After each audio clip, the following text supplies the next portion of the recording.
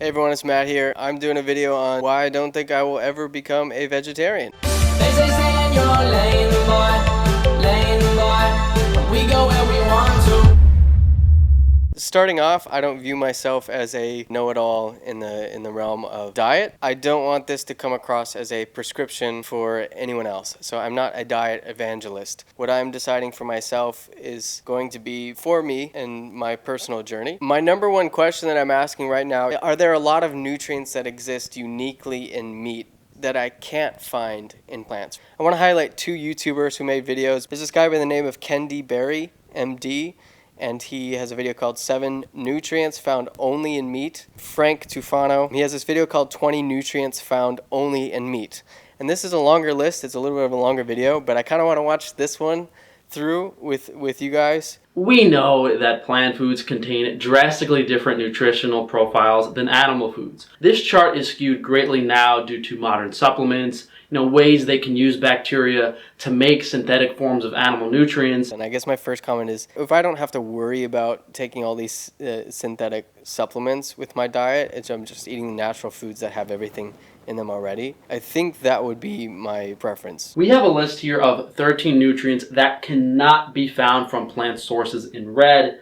In purple, those 7 nutrients are either unobtainable without modern supplements or just incredibly deficient on a vegan diet. B12 is actually synthesized from microorganisms. The most popular vegan supplement isn't actually vegan. The form humans require is only contained in living beings, and the roles that B12 plays in just about every aspect of human metabolism, every cell, is an understatement. The B12 supplement is bacteria, but then also archaea, but they're actually living prokaryotes. Maybe vegetarians and vegans are already aware of this. They're like, I don't care, I'm eating a single cell organism. So I'm fine with that versus eating a cow or a wallaby. Do people eat wallabies? This is our wallaby. The actual wallaby itself is so tasty. Cholesterol, another nutrient vegans will tell you isn't needed. How is that possible when cholesterol is a component of every cell membrane in our body? EPA, eicosapentaenoic acid, only found in animal foods, particularly fish, but brains and eggs as well, is another important component for cell membranes, and in the context of modern medicine, it's actually given as a prescription for a variety of metabolic diseases. It's pretty interesting. They refine and isolate fish oil, and then they charge hundreds of dollars for it. But that hints at its main function as an inflammatory mediator. I guess that's the other discussion of this, is if you're taking supplements, is it possible that, again, like this situation, you can charge ridiculous amounts of money for things that are more readily available and accessible in, for example, here in meat? Maybe depending on where you live or what country you're in, maybe you just don't have access to all of these versions of supplements. As with EPA, DHA, docosahexaenoic acid, is only found specifically in those animal foods. It's a key structural component in many tissues, especially the brain, and the evidence for its necessity in human metabolism is so much stronger than EPA that vegans will actually admit you need to supplement it. Up next is AA, arachidonic acid. That does not stand for AA batteries. I take it. It's an omega-6 fatty acid specific to animal foods that you don't really hear vegans mention. The human body cannot make this, and just like the human brain requires DHA, it also requires arachidonic acid. High cholesterol foods like eggs and fatty red meat tend to be the best sources. CLA, conjugated linoleic acid, yet another fatty acid specific to animal foods, has been linked to many beneficial things, including reversing fatty liver, stimulating weight loss, even regulating genes. Phytanic acid is a fatty acid specific to dairy, eggs, and fish. But the main point here is there are hundreds and hundreds of different types of fatty acids that are contained in animal foods that aren't in plants. It's depending on the vat of fatty acid that you fall into, you will be guaranteed to have a new superhuman power. Dear me, does anyone else feel a trifle queasy? Vitamin D3, definitely another popular one. Certain animal foods do contain reasonable levels of it. Plant foods only contain the D2 form that humans cannot use. Majority of vitamin D3 has to come from the sun. That's the only way you can obtain the proper amount for human health. That's the other crazy thing. This whole vitamin D3 thing. Ken D. Berry as well. He said that you should get a healthy amount of exposure to sun. The best way to get plenty of vitamin D3 is to get lots of healthy sun exposure and develop a healthy tan. Am I the only one out there who's been told growing up where like don't stay out in the sun too long because it's bad for you? Even just a little bit too long, you're gonna get cancer, my friend. There's those other people that talk about like grounding and they're like, we need to stare at the sun because it's healthy. What's the stupidest thing you've ever done? Stupidest thing I ever done. I looked at the sun with my own eyes. An hour later, my eyes are blurry and they're hurting. What's the most big-brained move you've ever made? I've been looking at the sun, staring at the sun, super sun gazing I call it, for the last 5 years. Am I smiling? Yeah. Because it feels amazing. But seeing as vitamin D is a hormone and hormones require cholesterol for synthesis, a vegan diet lacking cholesterol and these other fatty acids is a quick way to lose your ability to properly metabolize this nutrient. Heme iron is a tricky one. Most people do have inactive iron stores in their liver. People just aren't getting enough of the nutrients they need to metabolize iron, such as copper. It's more of a concern many months to years down the line of following a vegan diet, and probably more of a concern in females than males. Yeah, I'd be curious on the heme iron issues as well, as if you guys know stories from maybe people who've had a vegetarian diet or a vegan diet who have struggled with like anemia. I don't have a ton of stories behind me, but I do have someone that I know who is starting to have some issues with anemia. It could have potentially been related to being a prolonged vegetarian diet. I know sometimes it's a little bit difficult to analyze all of that, but it was bad enough where they had to be on an IV for a while. My friend is off supplements after introducing red meats back into their diet. Was a good way to build up that heme iron naturally. Creatine is something that you don't really hear vegans mention unless there's some just head monkey vegan bodybuilder 100% natural soy protein shakes. Creatine is something humans naturally obtain from meat, fish. It's an amino acid. If I was a bodybuilder, I'd talk like that. I'm lifting the weights. Does anybody talk like that? If you know someone who fits that stereotype, don't comment. It might just make them sad. But when someone is deficient in creatine, such as a vegan diet, it can actually improve your memory. It's taking stress off all of those metabolic processes that are trying to play catch up because the vegan diet doesn't have adequate amounts of amino acids. Wait, what? So I think you meant to say that if you have a deficiency in creatine, you might start to see memory issues develop long term. Carnitine is one of the amino acids specific to meat that plays a critical role in energy production. It transports fatty acids into cells so they can be used to produce energy. Very important in the context of a high-fat or ketogenic metabolism, and a reliable source is beef. Carnosine, another amino acid only found in animal products. Again, beef is a good source. It's concentrated in muscles, and as with most amino acids and B vitamins, plays a role in neurological function, memory, and prevents oxidative damage. What animal is kerosene found in? My dietary problem is I've been just drinking straight kerosene. Peter, that's insane. Kerosene is fuel, Brian. Red Bull is fuel. Kerosene is Red Bull. I feel great. Taurine, another big amino acid you guys. I want 21 Pilots to come up with a song that's about the unique nutrients in meat, and it's going to be like, Getting that straight taurine. Don't forget about creatine. This meat is incredible. B12 is essential. if you want to see the 21 Pilots parody, I guess, I don't know, put a comment below. Maybe I'll make it. Taurine, another big amino acid you guys have probably heard about. It's one of the amino acids needed to synthesize bile acids. Plays a role in antioxidant activity, cell membranes, cardiovascular function. There is a slew of amino acids that aren't typically obtained from plants that we didn't mention, but vegans will seethe at the mouth to point out that soy, certain legumes, So although the average person is only realistically getting, 5, 10, 15 of those amino acids from animal foods, it would be hypothetically incorrect to say they only come from meat. Choline is another one. It appears that the form of choline found in plant foods like kale or something ridiculous is not adequate. Like kale or something ridiculous? What did kale do to you? That's how kale feels in this video. It's like, I'm just something ridiculous now. But when they take soybean oil, sunflower seeds, they're able to make a synthetic molecule, phosphatidylcholine, which is identical to what we use in our bodies. Choline is needed in all plant and animal cells, therefore its functions are vast, including many activities in the nervous system. Coenzyme Q10, similar to choline in the sense that it mainly comes from meat and fish, but some vegan will tell you to take a few tablespoons of soybean oil.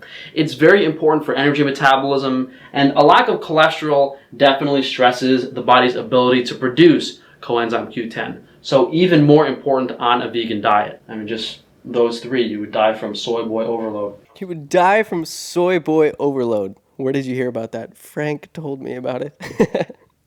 But I guess what he means there is if some of these other amino acids can only be found in soy, be ready to eat soy for like the rest of your life is what I get out of this video. And if you're a vegetarian and a vegan and you think this is BS, and then I wouldn't be left like trying to wolf down a lot of soy on like a diet just to get these other amino acids, let me know. Various B vitamins are also deficient on a vegan diet, not just vitamin B12. B3 and the correct form of B9, meat being the best source of B3 niacin, along with liver and eggs being a good source of the folate that you want. Vitamin B3 is only found in a handful of plant foods, and the folic acid form contained in plant foods that are allegedly high in B9 is not what our bodies utilize. Phosphatidylserine is a fatty acid that is really only found in animal foods, and we could have lumped this in with phytanic acid and those hundreds of other unknown fatty acids, but for some reason, soy seems to be the holy grail of any missing nutrient. Normally, fish has a significant amount. The final two nutrients on this list are calcium and zinc. And despite the paper value of these minerals being decent on a vegan diet, it appears that the anti-nutrient content of the foods that typically contain calcium and zinc, the phytic acid, the phytates, the oxalic acid, the oxalates, prevents the absorption, and combined with a lack of cofactor nutrients, perhaps magnesium or vitamin K2, tends to be the most deficient for most vegans from a mineral perspective. But if this doesn't give you a reason to consume the majority of your calories from high quality animal protein, then I don't know what will. In a way, the bias is showing through in some of the ways that he might address vegetarians or vegans in that particular way, which might be a tad bit condescending. Okay, I want to go to the other video here real quick with Kendi Berry. Maybe that's helpful as well for people to see just the different tone. With a new article coming out, it seems like every single day, advocating a plant-based diet or a plant-only diet. But these 7 things you cannot get from plants, no matter how well formulated, how varied. You will have to take a handful of supplements if you don't eat our ancestrally appropriate food, which is meat and eggs. The first nutrient is taurine, which you can see the molecule here. It is necessary for proper muscle function. It does cross the blood-brain barrier and helps with neurotransmission and with your mood. It also, very importantly, inhibits glycation. So it decreases the production of advanced glycation end products, which is quite a big deal for those of us who are getting older. Now, human beings can make a bit of taurine if their diet contains the proper amino acids, but many of us cannot make enough, especially if we're doing some strenuous lifting or athletic exercise. You're either going to have to take a supplement, which is synthetic, or you're going to have to eat your meat. The next substance is heme iron. This is very, very important for your blood. It is much more highly absorbed than non-heme iron, which does occur in plants. The problem is that if you're not absorbing enough over and above the little that you can make, then you're much more likely to develop anemia. The next substance is DHA, docosahexaenoic acid. This is absolutely mandatory for building and maintaining our big human brain. Now, many plant-based gurus out there will tell you that there are omega-3 fatty acids in plants, and indeed there is ALA, but there is no DHA in any plant on the earth. Many humans are very poor converters of ALA into DHA, and therefore, unless you're getting DHA in your diet, you're going to have a deficiency, and this is going to affect your brain function. The next nutrient that you cannot get from plants is vitamin D3. Vitamin D3 is much more absorbable and usable than the plant-based vitamin D2. The next nutrient that you won't find in plants is carnosine. Having a good supply of carnosine in your body can help decrease muscle fatigue and also increase muscle performance. We can make some carnosine in our body, but again, if you're involved in very extreme athletics, weightlifting, extreme exercises, then you're probably not going to make enough carnosine, and you'll have to either take a synthetic supplement or eat your meat. The next substance that you won't find in any plant food is creatine. This is used by both your muscles and by your brain, both stored in very high concentrations, and the human body doesn't store things that it doesn't need at that particular place. A good supply of creatine can improve muscle strength and muscle recoverability after an extreme workout, and improve muscle growth. I'd be curious about bodybuilding stories, if there are a lot of bodybuilders that are on a vegetarian or a vegan diet out there. But what I heard from Joe Rogan is that some of the strongmen that are on the plant-based or vegan diets tend to use steroids to get as big as they are. But some of the actual strongmen who are not on steroids meat, rice, basically, was what Joe Rogan said. So we all basically eat the exact same thing. Yeah. We all just a ton of meat and rice, and we do a lot of peppers and stuff like that. No one's vegan? No. Not any of those top ones in the world. The next nutrient that you will not find in any plant on the planet is vitamin B12. This is found exclusively in animal-based foods. Vitamin B12 does hundreds of things in your body, and if you're deficient in it, you will suffer. The easiest and best way to get the most bioavailable form of vitamin B12 is to eat meat and eggs. B12 is a big one. You can get some of it from algae. You know, it tastes like shit, but it's very good for your body. And you just add it to smoothies, just add it with coconut milk or a bunch of other things. You can do it. I mean, you definitely can eat a vegan diet and be healthy, but you got to be on the ball. I was reading some crazy article the other day that said something like 90% of all vegans are B12 deficient. And the final nutrient that is contained in no plant on the earth or any other planet that we currently know of is vitamin A. And this may surprise many plant-based proponents who were under the false assumption that kale and spinach and carrots contain lots of vitamin A, but in fact they contain no vitamin A whatsoever. They contain beta-carotenoids, which some of us can convert into real retinol vitamin A, but there's many humans on the planet who are very poor converters. I like the way he does this in his videos. He talks about individuality connecting to this as well. Not every person might be cut out the same.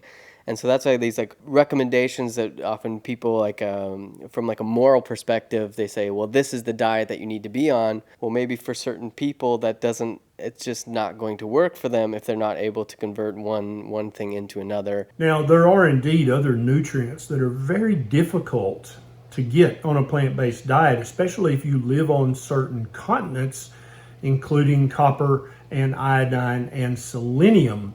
I've got videos about those nutrients as well and which foods you can find them in. As long as we're able to run huge cargo ships over the ocean and transport things from different continents to other continents, we should be fine, but you never know. So you probably ought to know which foods locally produced for you are rich in all of these vitamins, minerals, and other substances. Hope this video helped you. This is Dr. Barry. I'll see you next time. And that's a really interesting point for me, because I'll share a story out of experience. For 4 months, I lived with an indigenous tribe in Paraguay. 40 years ago, they were a hunter-gatherer tribe moving from place to place in the Atlantic rainforest. The elderly people in that community were some of the most physically fit people that I've ever run into in my life. I have a video clip of one of the women, I believe she was in her 70s, taking an axe to a palm tree, making a pulp out of that. You can see how ripped this old woman is. And she also knows how to work an axe in the forest like nobody's business. And she will put every single one of your grandparents to shame. The Ache in their past had to work very hard to get access to their food resources. It was a diverse omnivore diet. They gathered grubs. These things are loaded with polyunsaturated fatty acids. They hunted like coatis, armadillos, monkeys as well. The diet was sustainable. It was healthy enough for them to be able to survive and carry on the next generation. And that was without any of these types of supplements or things like that. In more of like the cold climate, like European areas where my ancestors would be from. Perhaps that story is maybe not that different. So maybe hunting is like a huge part of my ancestral past as well. If I could have something that looks a little bit closer to like this sort of like indigenous roots of like hunting, gathering, omnivore diet, if I can have something closer to that, I think it's pretty hard pressed to see me changing to a plant-based diet knowingly, right? I am actively or passively killing animals to get the nutrients that I think I need to have the longest life possible without getting sick. I have to be okay with that. So the other things as far as questions about how should you treat animals with factory farms and all of that, how should that be done? And then other questions related to the environmental impact,